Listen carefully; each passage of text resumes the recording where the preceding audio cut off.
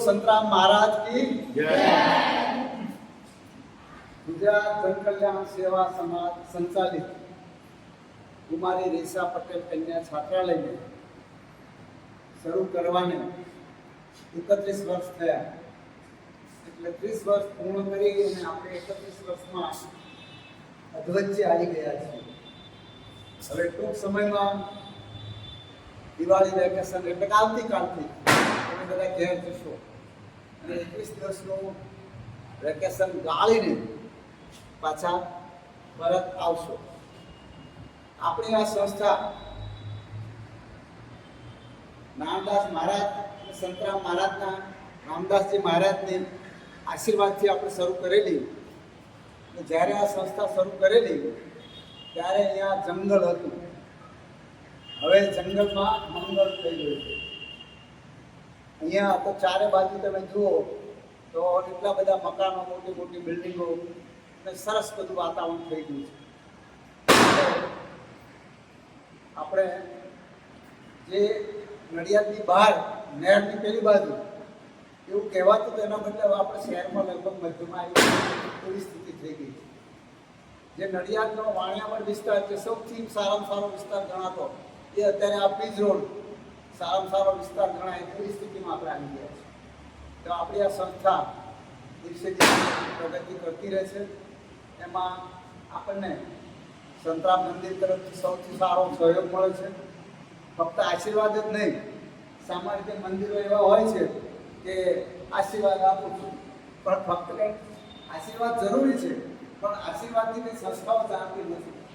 જ્યારે આ સંતરામ મંદિર એવું મંદિર છે કે આશીર્વાદ એ આપે અને આપણને આર્થિક સહયોગ પણ આપે। તો આ જે કંઈ તમે જુઓ છો એ બધું સંતરામ મંદિરની આશીર્વાદથી આ બધું જે બિલ્ડિંગ છે આપણે એક પણ રૂપિયો સરકારનો લીધા વગર ડોનેશનથી જ આપણે બનાવ્યું છે। એમાં ઇફકોવાળા તરફથી સૌથી મોટું ડોનેશન છે આપણા ધાર્મિક જે ઇફકોવાળા તરફથી દર વર્ષે સારી રકમ મળતી હોય છે। બીજું કે સંતરામ મંદિરમાંથી પણ આપણને સહાય મળે છે। જે આપણે કુમારી રેસા પટેલ નામ આપ્યું છે તે રેસા પટેલ તરફથી પણ આપણને દર વર્ષે સહયોગ મળે છે। આપણે જ્યાં હોલમાં બેઠા છીએ એ આપણે નામ આપ્યું છે સરદાર સાહેબ અંબુભાઈ રાઠોડ મેમોરિયલ હોલ, તો એમના તરફથી પણ આપણને 15-16 લાખ રૂપિયા મળેલા, બાકીના આપણે કલેક્શન કર્યું અને એમ કરીને એક સરસ સુંદર મજાનો હોલ બન્યો છે। હવે અત્યારે હોલની આપણી એટલી બધી કિંમત વધી ગઈ છે કે આજુબાજુ એટલી બધી વસ્તી થઈ છે, પણ વસ્તી કેવી થઈ છે ફ્લેટ વાળો, એટલે ફ્લેટમાં કંઈ સગવડ હોય નહીં, એટલે આ હોલની આપણે ખૂબ માંગ વધી ગઈ છે અને આપણે દરેકને વેપારી ધોરણે નહીં પણ ટોકન ભાડે આપણે આપીએ છીએ। એમાંથી જે કંઈ આવક થાય એ આપણી સંસ્થા માટે ઉપયોગી થાય। અહીંયા આપણે બીજી નર્સિંગ કોલેજો પણ 2 ચલાવીએ છીએ, એ શહેરમાં ચાલે છે બીજા દાતાઓના સહયોગથી। એક કોલેજમાં તો મારું પોતાનું નામ આપેલું છે નકુમ પેરામેડિકલ કોલેજ, એ કોલેજ આપણી જે મહિલા આર્ટ્સ કોલેજ છે એમાં જ ત્યાં ચાલે છે। તો આવી રીતે આપણે આ શિક્ષણનું કામ કરી રહ્યા છીએ અને અત્યારે જે કંઈ આપણે પ્રોગ્રામ કર્યો છે એ આપણે ચણિયા ચોળી લઉં છે કે અમે અમદાવાદ જઈને લઈ આવ્યા અને ઘણો સમય થઈ ગયો એટલે દીકરીને એવું થતું છે એટલે સાહેબ ચણિયા ચોળી લાવ્યા છે પણ કયા કબાટ મૂકે એ ખબર નથી, હવે અમને ક્યારે આપશે? એટલે તમારું જે રિહર્સલ ચાલતું હતું અત્યાર સુધી એટલે આપણે એક આ રિહર્સલનો કાર્યક્રમ રાખ્યો અને એમાં અમે જોયું કે આપણે જે દિવાળી પછી મોટો કાર્યક્રમ વાર્ષિકોત્સવ ઉજવવામાં આવ્યો છે એમાં ઘણા બધા લોકો આવશે, જણાવવાનું આવશે, ત્યારે તમારે આ કાર્યક્રમ રજૂ કરવાનો છે। તો આજે આપણે ફોટોગ્રાફી કરી, તમારા બધાના ફોટા, ટ્રસ્ટી મંડળના ફોટા, સ્ટાફના ફોટા આપણે એ પણ કામ કર્યું અને આપણે થોડાક મહેમાનો પણ બોલાવેલા। એમાં મારી આ બાજુ બેઠા છે એ ગોરધનભાઈ છે, એ CS ઓફિસના પ્રમુખ હતા ગયા વખતે અને આ વખતે એક્સ પ્રમુખ છે। ચિમનભાઈ છે એ DOS, જેમાં હું પોતે પ્રમુખ છું DOSમાં, એમાં એ મંત્રી ખજાની છે। આ બાજુ છે પ્રતિકભાઈ શ્રીમાળી, એ પણ યુવા ચેરમેન છે અને CS ઓફિસનું ખૂબ સારું કામ કરે છે। પછી બાજુમાં છે રમેશભાઈ આહિર, એ પણ ખૂબ સારા કાર્યકર છે અને મારા નજીકના મિત્ર છે। પછી છે કોન્ટ્રાક્ટર વિનોદભાઈ પણ આપણી જે કંઈ પ્રવૃત્તિઓ હોય એમાં આપણને સાથ સહયોગ આપે છે। બાજુમાં અમૃતાબેન એમનું નામ છે, એ પણ બેઠા છે, અમૃતા નકુમ છે અને એની બાજુમાં આપણા વોર્ડન કે જે તમને બધાને જમવાનું એ ઓપરેશન કંટ્રોલમાં રાખે છે, બરાબર છે. એટલે ખવડાવે છે અને જરૂર પડે તો દાંટો પણ છે. તો એવા સોનલ અને એની બાજુમાં હિના, એ બંને દીકરીઓ, અને સામે એ એમના વગર તમારે ચાલે જ નહીં એવા જે બેઠા છે એ જ્યોતિકાબેન.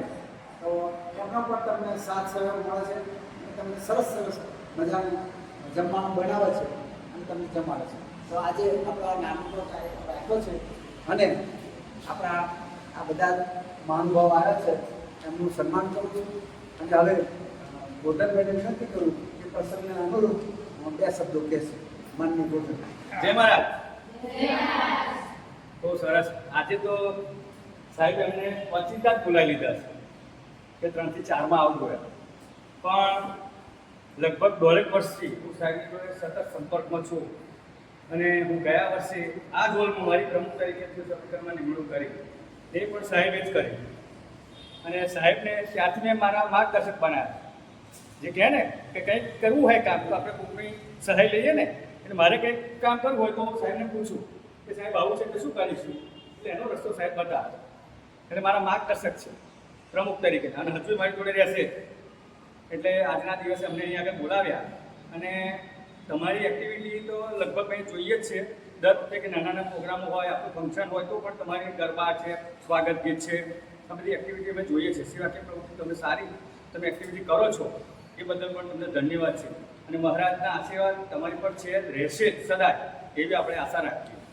એમ તો કહે છે ને કે આમ તો નીરસ છે જિંદગી, પણ કંઈક કરશો તો સરસ છે જિંદગી. આમ તો કેવી છે જિંદગી નીરસ છે, બરાબર ને, પણ કંઈક કરીશું તો સરસ છે જિંદગી. એટલે આવી કંઈક તમે નવી નવા એક્ટિવિટી પ્રવૃત્તિઓ કરતા રહેશો તો એ જિંદગી આપણી રસમય બને. સરસ છે તો જિંદગી સરસ છે, સરસ છે તો જિંદગી સરસ છે. બાકી તો કેલ્ક્યુલેટરમાં ગણવાના વર્ષ છે, વર્ષોના વર્ષો વીતી જાય, પણ જો માણસ પ્રવૃત્તિ ના કરે, કંઈ સારી પ્રવૃત્તિઓ ના કરે, કંઈક નવીન કાર્ય ના કરે તો માણસ તેનો ત્યાં રહેશે.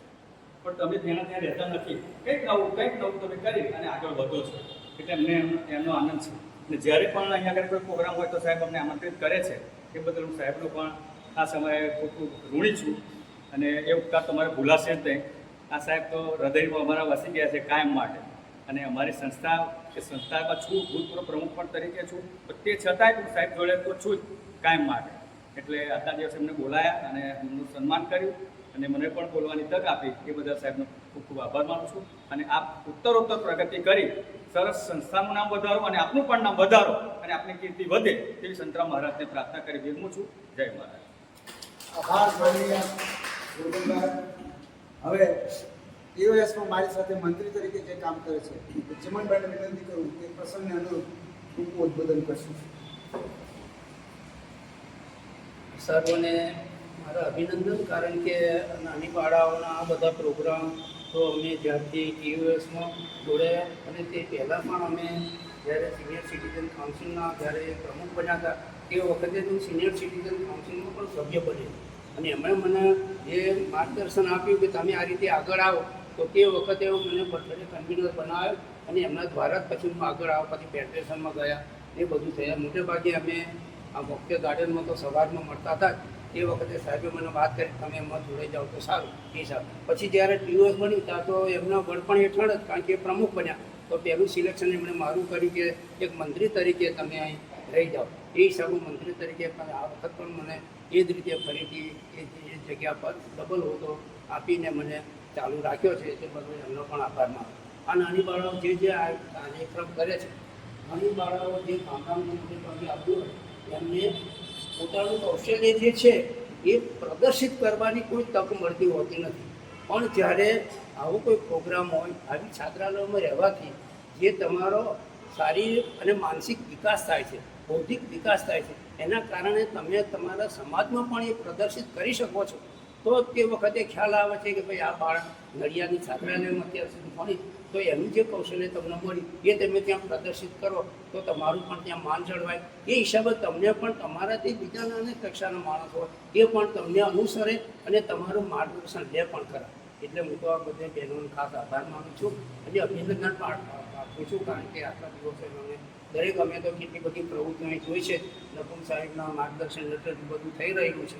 એ સારા દૈનિક જીવનમાં તમારા સંસારિક જીવનનો પણ તેનો ઉપયોગ કરીને આગળ વધી શકો છો.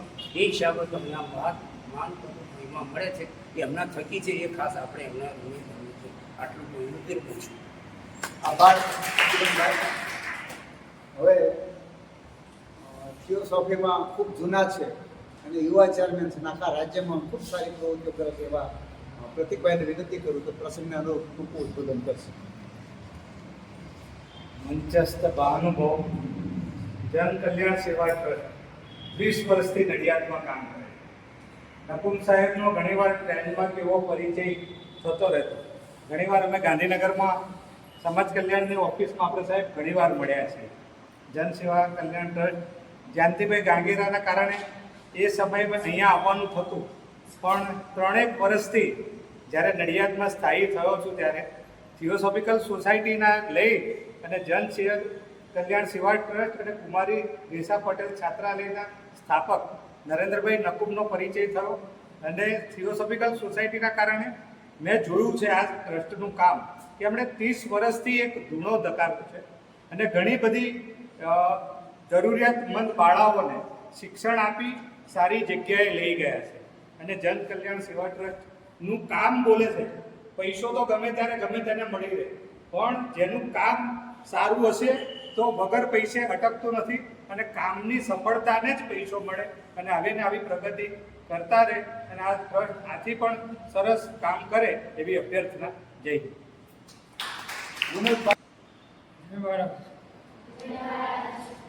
સાંભળ્યું બરાબર સાહેબ મારે વધારે નહીં બોલું, કારણ કે તમારા દિલમાં હવે ઘર વસી ગયું છે કે ક્યારે ઘરે જઈએ ક્યારે ઘરે જઈએ એ તમન્ના તમારી વધી ગઈ છે. એટલે મેં તમારો સમય બહુ નહીં લઈએ. નકુમ સાહેબ અને અમૃતાબેન માટે કહેવાનું કે ઘણા વર્ષોથી બંને જણ એકબીજાના સહિયારા પ્રસંગો ઉજવે છે અને આટલા સરસ કામ કરે છે. એને માટે અમે એમના બહુ આભારી છીએ અને એમને માટે પ્રાર્થના કરીએ છીએ કે આવી જ રીતે નડિયાદ શહેરમાં ગુજરાતમાં એમનું નામ પ્રસિદ્ધ થાય. અને સરકારશ્રીમાં પણ એમણે બહુ સારા હોદ્દામાં કામ કરેલું છે. કમિશનરના લેવલે એમણે પોતે ત્યાં વર્ક કરેલું છે સરકારશ્રીમાં. એના માટે પણ અમે આપણે અભિનંદન આપીએ છીએ. અને ઉત્તરોત્તર આપની પ્રગતિ વધતી જાય, આપ ભણવામાં હોશિયાર થાઓ, પોતાનું જીવન સારી રીતે ગુજારો, એ જ અમારી પ્રાર્થના. Thank you. સોનમ આભાર.